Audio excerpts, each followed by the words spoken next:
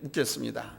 여기 부끄러운 성공과 좋은 실패가 있습니다. 부끄러운 성공과 좋은 실패. 둘 중에 하나를 선택하라고 하면 여러분 어느 것을 선택하겠습니까? 부끄러운 성공, 좋은 실패. 좋은 실패.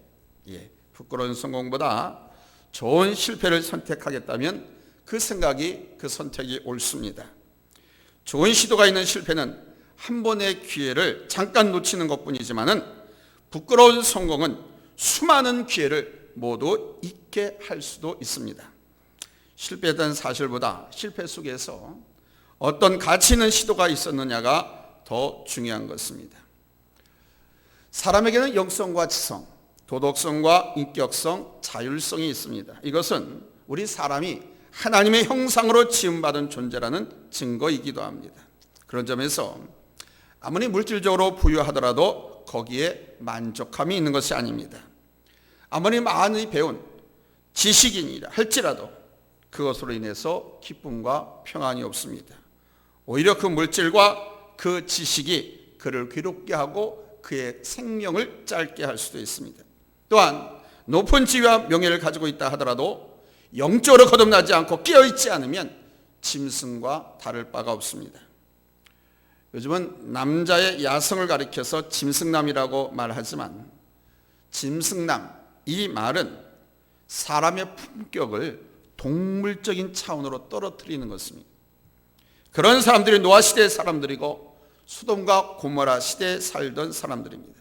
그들은 하나님의 저주와 심판으로 물과 함께 유황불 속에 한 줌의 죄로 사라지고 말았습니다. 그런 점에서 오늘 여전도 연합회 헌신 예배를 드리는 우리 여전도 회원들과 오늘 이 예배에 참여한 우리 성도님들은 우리의 주님의 다시 오심을 기대하고 영광의 예배를 회복할 수 있기를 예수님의 이름으로 축원합니다. 예배는 하나님께 드려지는 것이기 때문에 아무리 작은 개척교회에서 예배를 드려도, 지하에서 예배를 드려도, 들이나 야산에서 예배를 드려도 영광의 예배가 되는 거예요. 그런데 우리의 의식 속에, 마음 속에는 많이 드리지 못하고 작은 곳에서, 지하에서 그렇게 들으면 작은 예배, 부끄러운 예배로 착각하고 오해하는 경우가 있습니다. 교회에서도 뭐 1부 예배다 3부 예배라고 하고 2부 예배, 11시 예배를 대예배라고 표현을 하는 것과 마찬가지. 그렇지 않습니다. 예배는, 하나님께 드리는 예배는 그 모든 어떤 예배도 영광의 예배가 되는 거예요. 거룩하신 영광스러운 하나님을 만나고 그 하나님으로부터 사죄의 은총도 있고 그 하나님으로부터 충만한 축복을 축복받는 시간이기 때문에 영광의 예배가 되는 것입니다.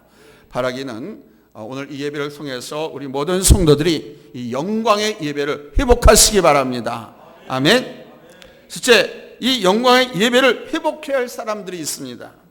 죄송해요. 제가 혓바늘에, 혀에 혓바늘이 돋아가지고 말하기가 참 힘들어서 자꾸 발음이 헛나가고 제가 좀 인상을 좀 찡그리는데 여러분 이해하시고 좀 들어주셨으면 좋겠어요.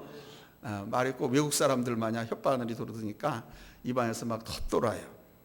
자, 영광의 예배를 회복해야 될 사람들, 이 영광을 누가 회복해야 되느냐? 한번 따라서 합시다.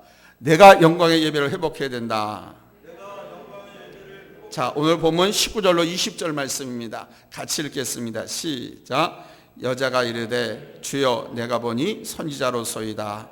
우리 조상들은 이 산에서 예배하였는데 당신들의 말은 예배할 곳이 예루살렘에 있다 하더이다. 아멘. 서양 사람들을 가만히 보면 대상을 잘못 선택해서 예배를 드리는 사람들이 많습니다. 절에 다니는 사람들이 부처를 안 믿고 샤머니즘, 무속을 믿는 사람들이 있어요. 절에 다닌다고 하면서, 불교라고 하면서 제사를 지냅니다. 점을 봅니다. 이거는 불교가 아닙니다. 무속이지.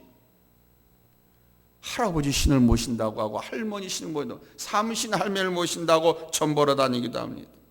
그런데 여러분, 이런 분들은 처음에는 잘 되는 줄 알겠지만 나중에는 점점점 더 어려워지는 거예요. 이 사람들은 신이 놓여 할까봐 안절부절 못합니다. 또한 그런 가운데서도 살아계신 하나님을 섬기는 분도 있어요. 대상은 맞긴 하지만 잘못된 동기에서 교회에 나오는 사람들을 말하는 거예요. 뭐 인간적인 의리상 교회 같이 나가주는 것, 예배 참석해 주는 것, 예배 자리에 함께 해주는 것. 대상은 맞지만 잘못된 동기로 예배를 드리는 것이죠. 이런 사람들에게 있어서 우리 하나님은 복 주신 하나님, 전능하신 하나님, 창조의 하나님이 아니라 그냥 그 사람을 교회에 데리고 오게 한 그 사람의 하나님에 불과한 거예요. 자기 하나님이 아니에요.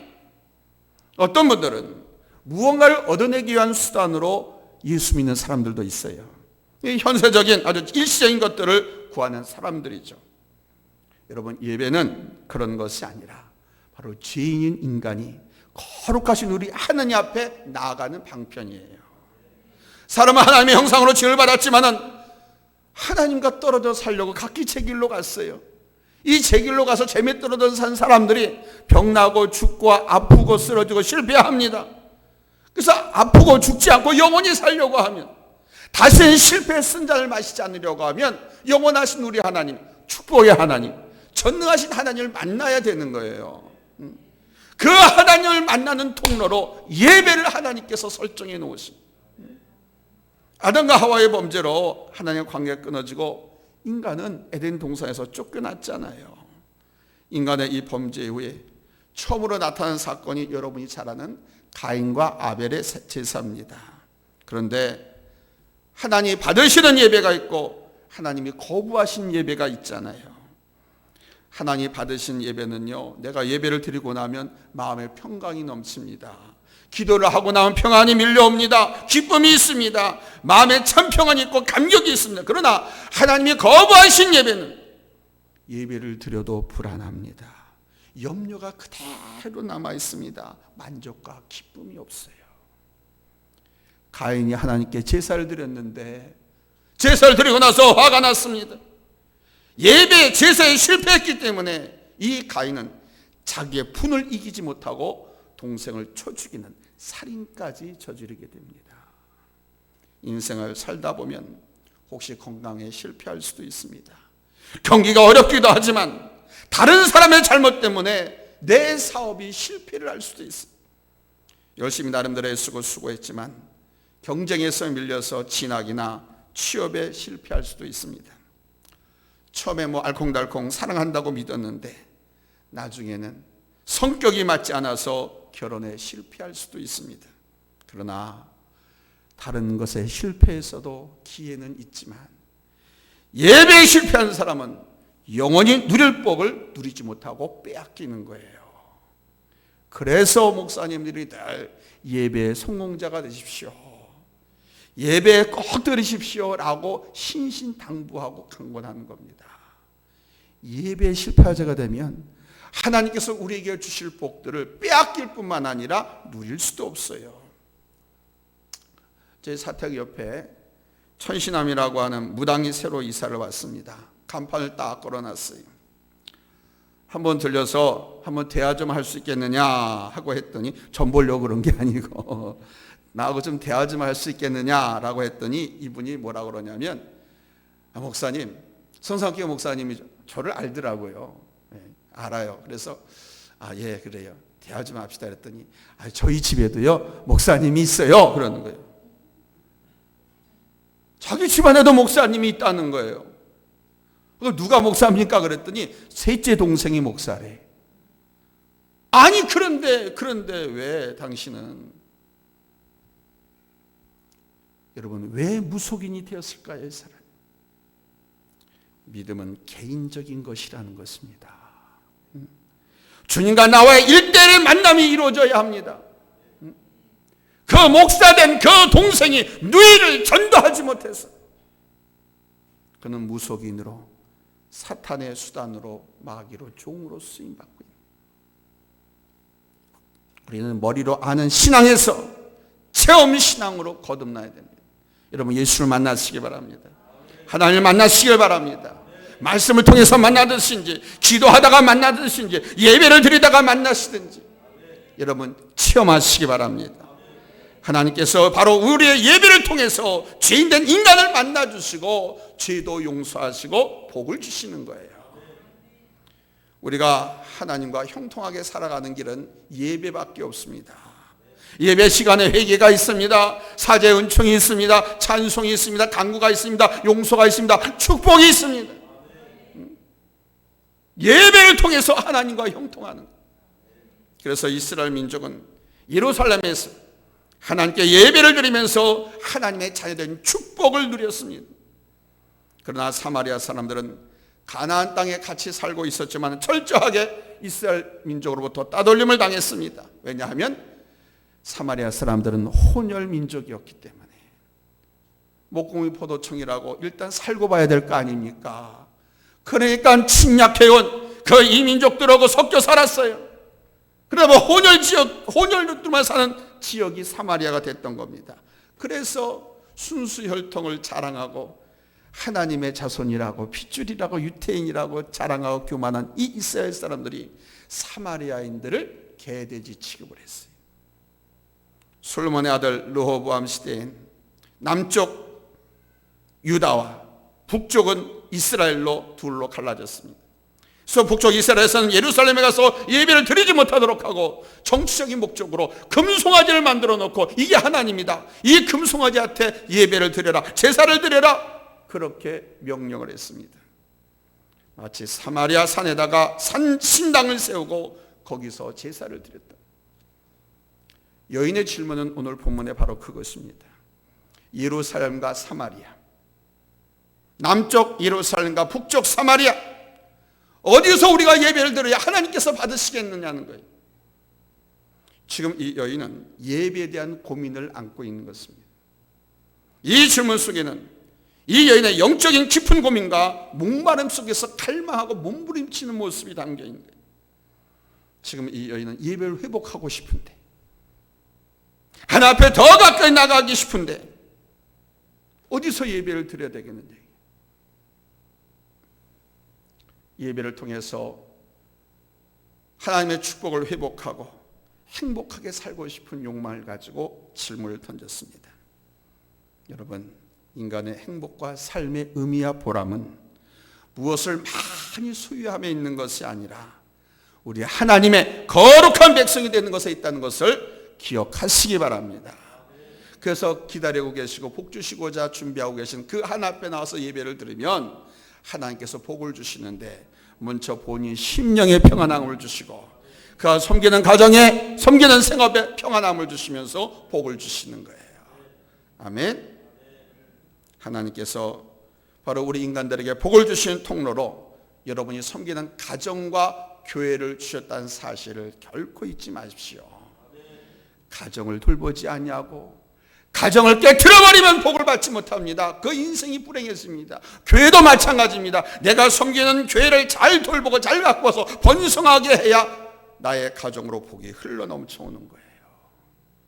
하나님께서 우리 인간에게 복의 통로를 주신 것이 여러분이 섬기는 가정과 교회라고 하는 사실을 결코 잊지 마십시오. 그런 점에서 예배에 실패하는 사람은 모든 것을 잃어버리는 불행한 사람이 되는 거예요. 그러므로 우리는 예배를 결코 실패하지 않아야 될 줄로 믿습니다. 아멘. 예배를 드려도 하나님께서 받으시는 예배, 신령과 진정을 드리는 예배를 드리지 않은 거예요. 할렐루야. 가인과 아벨이 하나님 앞에 제사를 드렸는데 어떤 제사는 받으시고 어떤 제사는 안 받으셨잖아요. 아벨의 제사는 받으셨고 가인의 제사는 안 받으셨잖아요. 예배를 안 드리는 것 자체, 이거는 말할 것도 없어요. 그러나 예배를 드리되 하나님께서 받으시는 예배를 드리자, 성공하는 예배를 드리자. 아멘. 이거는요, 집중하고 성령의 인도를 받아서 성령 충만함으로 감사함으로 하나님 앞에 드리는 예배. 할렐루야. 이 예배를 드려야 진정으로 드린 예배가 됩니다. 두 번째로 예배 영광의 회복은 우리 살아계신 하나님께 예배하는 것이란 말씀입니다.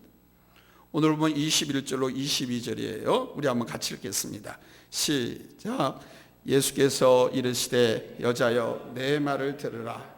이 산에서도 말고 예루살렘에서도 말고 너희가 아버지께 예배할 때가 이르리라. 너희는 알지 못하는 것을 예배하고 우리는 아는 것을 예배하노니 이는 구원이 유대인에게서 납니다. 아멘.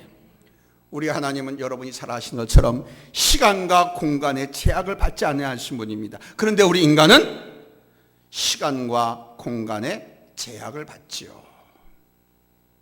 우리 하나님께서 성전, 이 예배당, 교회당이라고 하는 형식을 만들도록 명령하셨습니다. 예배를 통해서 죄인된 인간이 거룩하신 하나님을 만날 수 있는 통로로, 도구로 만드셨어요. 그래서 구원이 유대인에게서 난다라고 하는 이 말씀은 하나님께서 아브라함을 택하시고 그의 후손, 즉 유태인의 혈통을 따라서 구원의 역사를 이루어 가신다는 겁니다. 구약시대 이스라엘 민족은 제사를 통해서 자신의 죄를 씻고 하나님의 거룩한 백성으로 살아갔습니다. 레위기 1장에 보면 번제물에서 나오고 있는데, 이 번제물이 소나 양이나 염소, 이 번제물은 십자가가 달려 돌아가신 우리 예수 그리스도를 모형입니다. 예표입니다. 우리가 하나님 앞에 예배를 드릴 때 이 번제물과 같은 자세를 가지고 예배를 드려야 된다는 거예요. 자, 우리 레위기 1장 4절로 9절입니다. 찾으면 합니다. 합독합니다. 시작. 그는 번제물의 머리에 안수할지니 그를 위하여 기쁘게 받으심이 되어 그를 위하여 속죄가 될 것이라.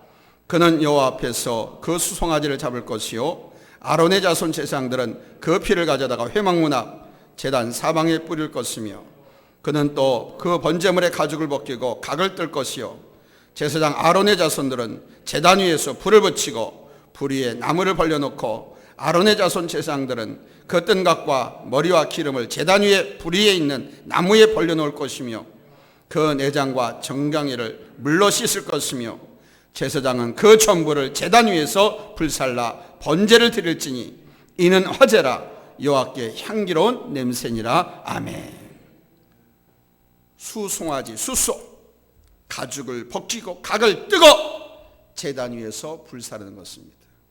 그러나 이것을 하기 전에 먼저 선행 조건이 있습니다. 먼저 목을 따는 거예요. 죽여야 가죽을 벗기고 각을 뜨고 내장을 찢어내고 할 거 아닙니까? 이렇게 드려야 하나님께서 받으신 제사가 됐어요. 이렇게 드려야 자기 죄도 용서함 받았어요. 이것은 예수님의 그림자이고, 우리 예수님께서 마치 이 번제물처럼 십자가에 달려 있어서 방울방울 피를 다 흘리시고 채찍에 맞으면 살점도 떨어져 나가고 십자가에서 죽으셨습니다. 이와 같이 살아계신 하나님 앞에서 인간은 철저하게 죽어져야 한다는 것입니다. 뭐가 죽어져야 됩니까? 자기 에고가, 자기 감정, 자기 기분, 자기 경험, 자기 주장, 자기 에고가 철저하게 죽어져야 됩니다. 죄에 대해서 죽고 의에 대해서 사는 것이 바로 진정한 예배의 회복이고 은총이고 축복인 것입니다. 우리가 하나님 앞에 예배를 드릴 때 이런 자세와 이런 마음으로 예배를 드리면 하나님께서 우리 예배를 받으시고 너무너무 기쁘게 연락하시는 거예요. 우리의 삶은 정말 초라하고 비참하고 더럽게 살았다 할지라도 이렇게 하나님 앞에 회개하고 이렇게 하나님 앞에 죽은 제물이 되어서 예배를 드리면, 성경에 보세요. 제사, 그 고기 기름을 태울 때 하나님께서 향기로운 냄새라 하면서 흠양하셨다라고. 그럼 우리 예배를 받으시는 거예요. 그럼 그 예배가 영광의 예배가 되는 거예요. 사제의 은총을 입었을 뿐만 아니라 생명과 능력을 공급받고 하나님의 축복을 우리가 받아 누리는 거예요. 구약시대 백성도 이렇게 산교훈절, 실제 부자는 송아지를 가지고, 보통 서민들은 양이나 염소로, 가난한 사람들은 집비둘기나 산비둘기를 가지고 하나님 앞에 이렇게 예배를 드렸습니다. 직접 잡아서 보이면서. 그게 자기 자신이었어요. 그 머리에 손을 얹고 안수할지니라 죄를 고백하고 안수했어요. 그러면 그걸 잡아서 그렇게 각을 뜨고 내장을 씻어낸 다음에 기름을 떼어내고 불로 태워서 드렸다. 그렇게 예배 드리면 예배가 회복되어지고 우리의 심령도 회복되어지고, 아멘. 그냥 목사 설교 얼마 잘하나, 뭐 어떻게 하나, 오늘 목사님 설교 뭐 실수를 하지 않나, 뭐 이런 거 체크하려고 하지 말고 하나님 앞에 내가 죽어지고, 아멘. 그냥 이런 번제물과 같은 마음과 자세로 예배를 드리면 예배가 회복되어지는 거예요. 살아있는 예배가 되는 거예요. 할렐루야. 예배가 회복되어지면 우리 여전도회는 날마다 더 번창하고 하나님께 주신 그 사명을 잘 감당해서 사랑과 칭찬을 충만하게 받는 귀한 기간이 될 줄로 믿습니다. 세 번째로 왜 우리가 영광의 예배를 드려야 되느냐? 우리 하나님께서 예배를 바르게 드리는 사람을 찾고 계시기 때문에 그래요. 오늘 성경 한번 읽겠습니다. 23절로 24절입니다. 시작. 아버지께 참되게 예배하는 자들은 영과 진리로 예배할 때가 오나니 곧 이때라. 아버지께서는 자기에게 이렇게 예배하는 자들을 찾으시느니라. 하나님은 영이시니 예배한 자가 영과 진리로 예배할지니라. 아멘. 우리 하나님이 뭐로 예배드리는 자를 찾고 계신다고 그래요? 영과 진리로. 아멘. 영과 진리로. 그를 통해서 하나님이 역사를 이루어 가시려고 영과 진리로 예배하는 자를 찾고 계시더라고요. 여기에 영은 성령의 인도하심을 따라서 예배하는 것이고, 진리는 예수님의 십자가의 은혜를 믿는 믿음을 말하는 것입니다. 믿음으로 하지 않는 것은 하나님 앞에서 자기를 자랑하고 과시하는 교만일 뿐만 아니라 죄를 짓는 것입니다. 믿음으로 하지 않는 모든 것이 죄라고 하셨어요. 잊지 마십시오. 찬양을 해도 믿음으로 하고, 기도를 드려도 이건 당연히 믿음으로 해야 되겠죠. 교회에서 봉사하고 여러분 전도하고 또 직장에서 일하고 하는 것도 믿음으로 하세요. 믿음으로 하지 않으면 하나님을 경홀히 여기고 하나님께 죄를 짓는 것이 됩니다. 믿음으로 하게 되면 어떻게 하게 돼요? 진실하게 하겠죠. 정직하게 하겠죠. 최선을 다하겠죠. 아멘. 거기 하나님의 역사가 안 나타날래? 안 나타날 수가 없죠. 신령과 진정으로 예배드리는 자를 찾고 계십니다. 그를 통해서 사용하시려고, 영광 받으시고 영광을 나타내시려고. 그러면 신령과 진정으로는 하나님 말씀을 기억하고 아멘하고 주신 말씀에 순종하며 살겠습니다라는 그런 각오와 결단을 가지고 성령 충만한 가운데 아멘 아멘 하면서 그 말씀을 잡수는 거예요. 아멘. 말씀과 성령으로. 할렐루야. 할렐루야. 우리 주님께서는 이렇게 말씀했습니다. 믿음이 없이는 하나님을 기쁘시게 하지 못하나니 하나님께 나아가는 자는 반드시 그가 계신 것과 또한 그가 자기를 찾는 자들에게 상 주시는 이심을 믿어야 할지니라. 하나님은 영이시기 때문에 예배하는 자는 영과 진리로 예배하라. 성령의 인도하심에 따라서 드리는 예배가 되어야 할 줄로 믿습니다. 아멘. 우리 이지영 찬양간사가 찬양을 인도할 때 보면 저가 기도 많이 하고 준비하면서 하나님 앞에 찬양 인도하는 것을 제가 느낄 수 있어요. 그렇지 않으면 시키지도 않습니다. 여러분 뜨겁게 같이 찬양하고 열정적으로 찬양하시기 바랍니다. 안 그러면 세상 트로트 부르는 것만도 못하게 돼요. 뜨겁게 기도하고 이 찬양을 통해서 성도들의 마음 문이 열려지고 성도들의 기도의 문이 열려지고 예배가 영광의 예배가 될 수 있도록 그런 마음으로 기도하고 준비하고 인도해 나갈 때에 여러분 더욱 뜨거운 찬양의 열기가 이 성전에 가득 차게 될 것이고 하늘문이 열려지게 될 것이고 성도들의 심령은 복된 심령으로 변화될 줄로 믿습니다. 아멘. 성령의 인도하심을 따라서 드리는 예배, 찬양. 여러분 성령님으로 말미암아 우리는 예수님을 내 주님으로 나의 구세주로 믿지 않습니까?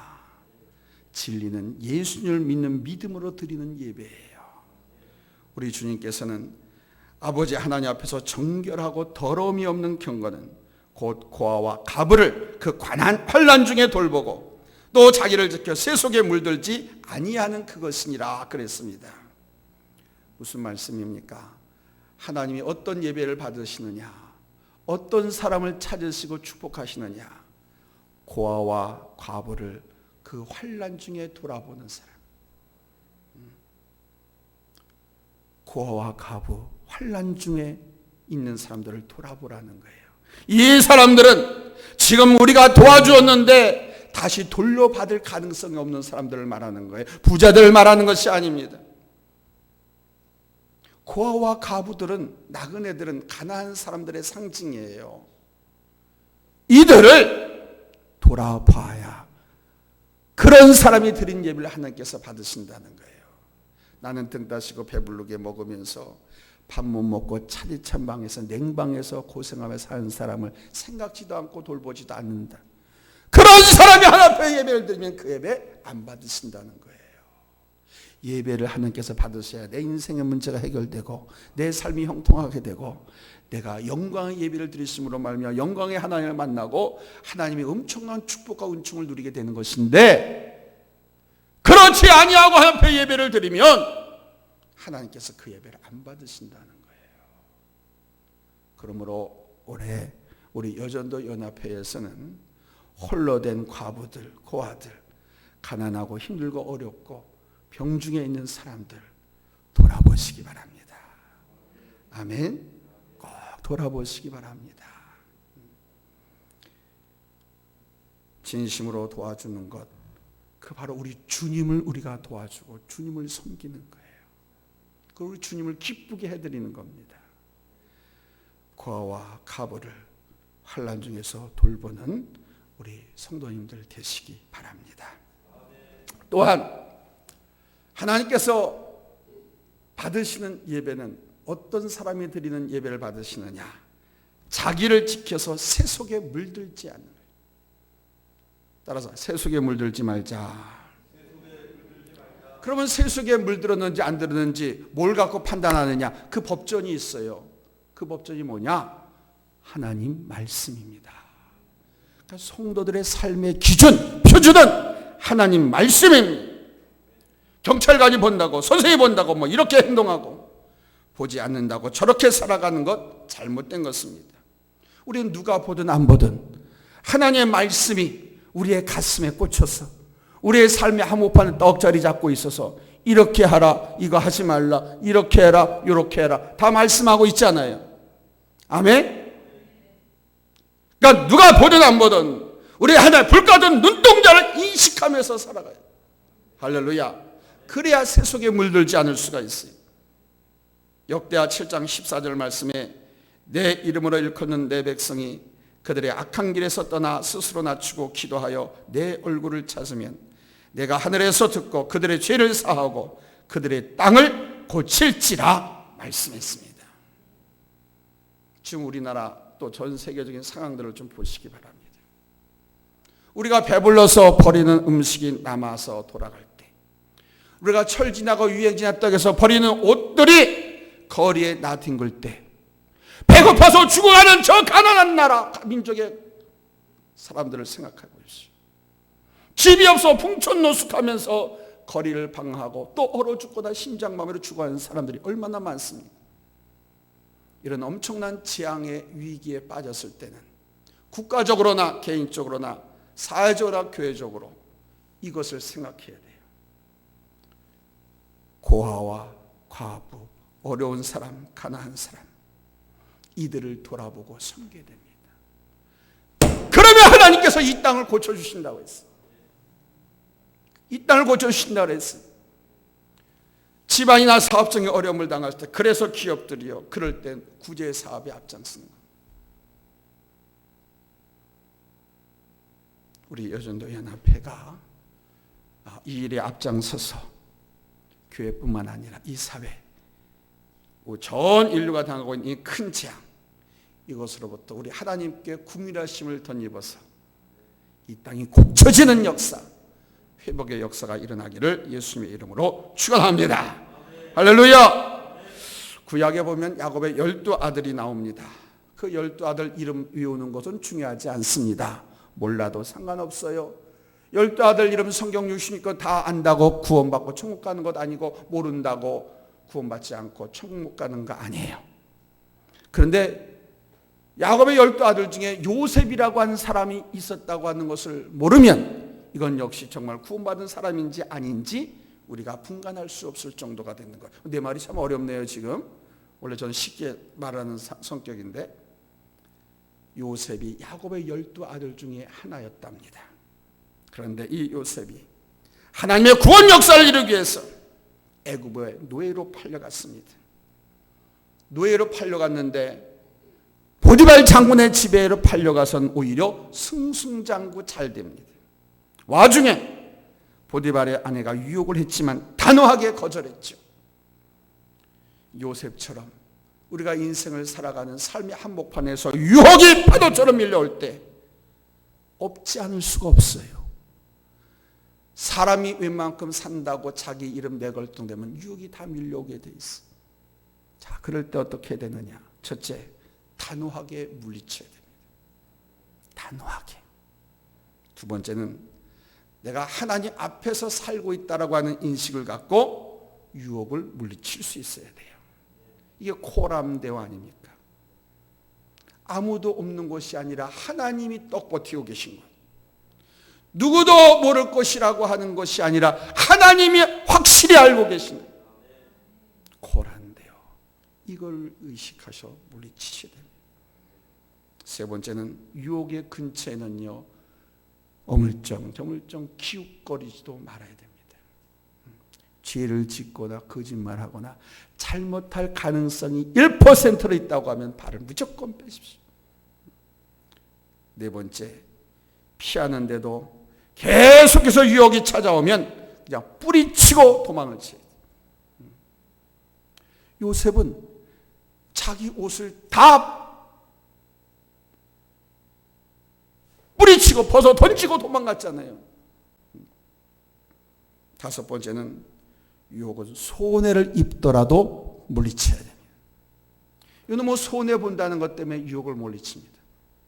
직장 여성들이 상사의 부탁을 거절하면 손해 볼까 봐, 어떤 불이익이 올까 봐 그 유혹을 뿌리치지 못해서 죄를 짓습니다.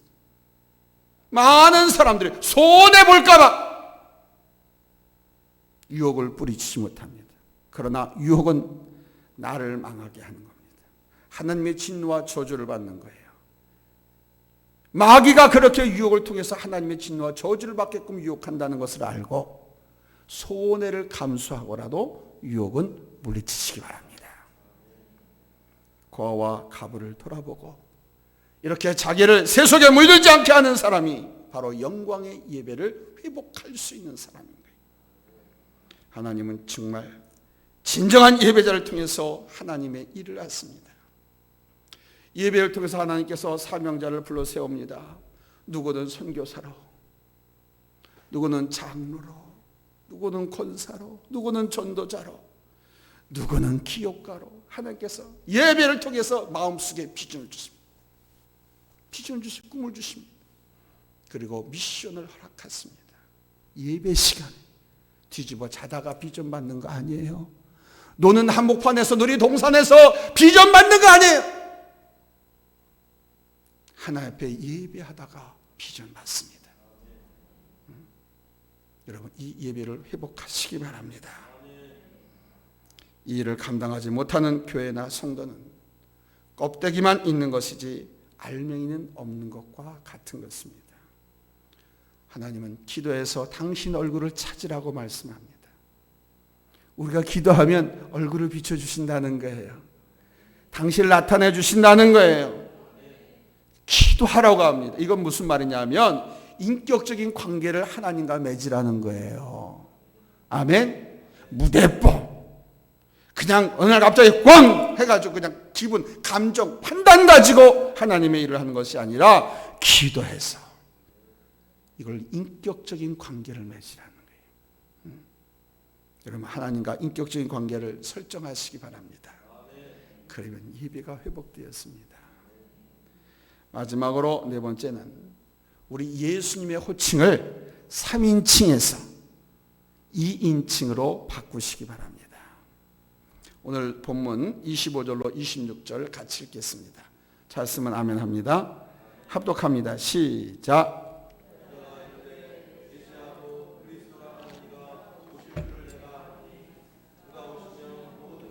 우리에게 알려주시리이다. 예수께서 이르시되 내게 말하는 내가 그라 하시니라. 아멘. 자, 여기 보세요. 여기에 군대 하나가 있고 또 여기 군대 하나가 있어요.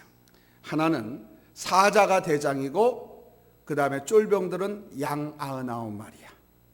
사자가 대장이고 여기는 양 한 마리가 대장이고 사자가 99마리가 이끄는 군대야. 양이 대장이고 사자가 대장이고, 사자가 대장인 데는 양이 99마리, 여기는 양이 대장이고 사자가 99마리. 싸우는 것은 사자하고 양들이 싸워. 자, 어느 팀이 이길까요? 사자? 금요일날 나오신 분들은 말하지 말고 어느 팀이 이길까요? 사자가 대장인 팀이 이깁니다. 무슨 말이냐? 리더가 중요하다는 겁니다. 아니 목사님, 싸우는 것은 졸들인데 사자 99마리가 양 99마리, 사자 한 놈이 다 잡아먹을 수도 있는데 그게 무슨 말입니까? 아니에요. 이 사자나 이 양들은 리더 대장의 지시를 따라서 움직이거든. 양과 사자, 누가 이길까요? 사자가 이기는 겁니다.